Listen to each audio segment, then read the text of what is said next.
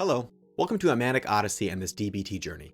As we continue through our last module, Interpersonal Effectiveness, we look in this video at validation. First, what does validation mean? It means finding the kernel of truth in another person's perspective or situation, verifying the facts of a situation. It means acknowledging that a person's emotions, thoughts, and behaviors have causes and are therefore understandable. It means not necessarily agreeing with the other person. It means not validating what is actually invalid. Second, why validate at all? We want to validate because it improves our relationships by showing we are listening and understand. Validation improves interpersonal effectiveness by reducing pressure to prove who's right, negative reactivity, and anger. It makes problem solving, closeness, and support possible. And finally, we want to validate because invalidation really hurts. Third, what are important things to validate? It is important to validate the valid and only the valid. It's important to validate the facts of a situation. It's important to validate a person's experiences, feelings, or emotions, beliefs, opinions, or thoughts about something. And it's important to validate suffering and difficulties. Now, here are 4 things to remember when practicing validation. Every invalid response makes sense in some way. Validation is not necessarily agreeing. Validation doesn't mean you like it. Only validate the valid.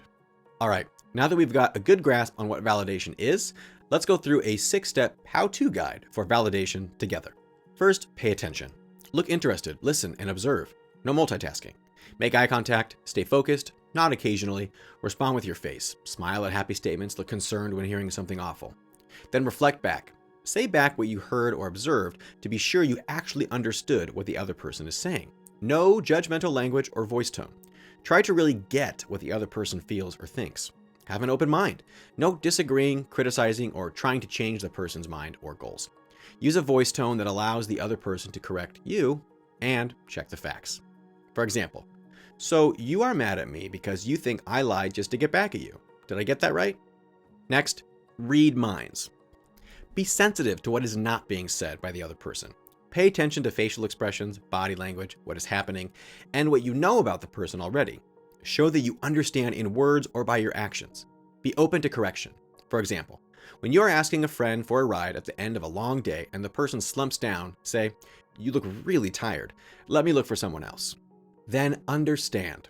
Look for how the other person feels, is thinking, or if he or she is making sense, given the person's history, state of mind, or body, or current events, i.e. causes. Even if you don't approve of the person's behavior, or if their belief is incorrect, say, "It makes sense that you," because.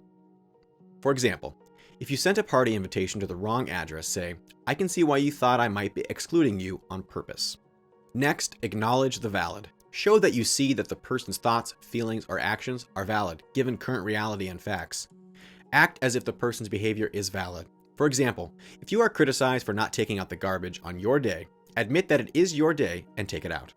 If people present a problem, help them solve it, unless they just want to be heard. If people are hungry, give them food.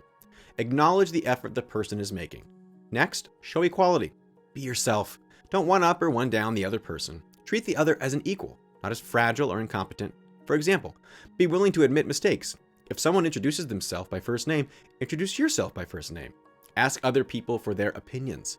Give up being defensive. Be careful in giving advice or telling someone what to do if you are not asked or required to do so. Even then, remember, you could be wrong. All right, now that you've got a good grasp on what validation is and how to practice it, let's look now at invalidation and how to recover from it. It's important to remember that invalidation can be helpful and painful at the same time.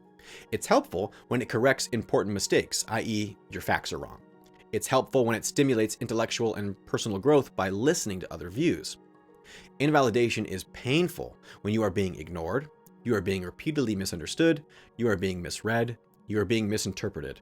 It's painful when important facts in your life are ignored or denied, when you are receiving unequal treatment, or when you're being disbelieved when being truthful. And it can be very painful when your private experiences are trivialized or denied. Now, when we validate ourselves, it is very important to be non-defensive and to check the facts. When you are struggling to validate yourself, follow these 12 tips. Check all the facts to see if your responses are valid or invalid. Check them out with someone you can trust to validate the valid. Acknowledge when your responses don't make sense and are not valid. Work to change invalid thinking, comments, or actions. Also, stop blaming. It rarely helps a situation. Drop judgmental self-statements and practice opposite action. Remind yourself that all behavior is caused and that you are doing your best. Be compassionate toward yourself and practice self-soothing. Admit that it hurts to be invalidated by others, even if they are right. Acknowledge when your reactions make sense and are valid in a situation. Remember that being invalidated, even when your response is actually valid, is rarely a complete catastrophe. Describe your experiences and actions in a supportive environment. Grieve traumatic invalidation and the harm it created. Practice radical acceptance of the invalidating person. And remember, validate yourself exactly the same way you would validate someone else. That's it for this video. I hope the added clarity on validation and invalidation helps you validate yourself, validate others, and avoid invalidation unless necessary to fix a mistake and update the facts. In the next video, I'm going to give a long list of invalidating phrases followed by a list of validating phrases. Thank you for watching. Don't forget to like, subscribe, and share these videos and skills with anyone you believe will benefit. And I'll see you in the next one. Bye-bye.